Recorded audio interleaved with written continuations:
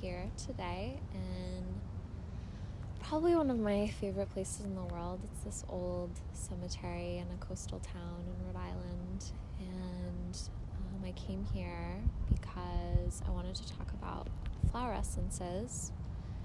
And I chose this place, well, one, because it's incredibly beautiful and it's one of my favorite places, but also because 1 year and 1 day ago, I made my yew tree Beltane essence here.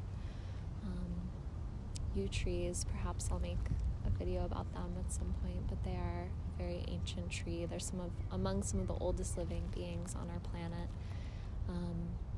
And where I live in the Northeast, they came along with the European colonizers. And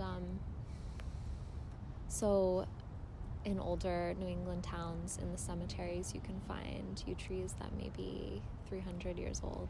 And there's quite a few in the cemetery that seem to be around that age.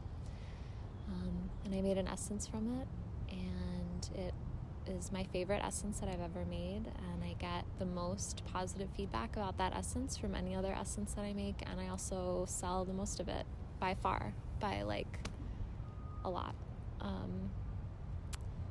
And I think that there's a reason why that essence is so powerful for so many people, and I want to tell you about why I think that is and how to make a really good essence, because it's really easy to make a flower essence, but I think it's not hard to make a really good essence, but it takes a lot more intention and work to make a really good essence, and I want to explain the difference.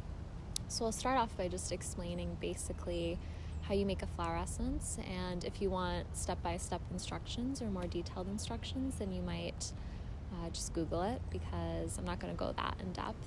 I'm just going to go quickly through the basics. But one is that you get some kind of vessel. I brought my little vessel here.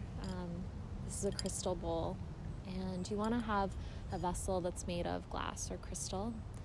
And I use this crystal bowl, but for years I used glass mixing bowls, glass kitchen bowls, mason jars, just kind of whatever I had.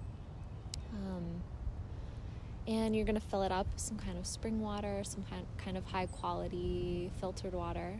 And then you take your flower that you're making your essence from, and you put it in the bowl with the water, and you let it sit out in the sun for a couple of hours. Then you remove the flowers, the water that you have in that bowl, you take that and you put it, I usually store it in mason jars, so I put half of the essence water with half of some kind of preservative. So if you wanted to make an alcohol-free essence, you could use vinegar, but usually I use brandy or cognac or armagnac, some kind of sweet liquor, and then that's your mother essence. And then you take that mother essence and you dilute it even further. So I have little 1 milliliter bottles that I sell my essences in, and I take those 1 milliliter bottles, fill it halfway again with some kind of spring or filtered water, half with a preservative, and then I take 2 to 5 drops, depending on what kind of essence it is, and put that in the little 1 ounce bottles, and that's it. So it's really easy to make an essence, incredibly easy. You don't need any fancy equipment. You don't really need any training in herbalism. And a little goes a long way. So that's how easy it is to make an essence, and anyone can make it. And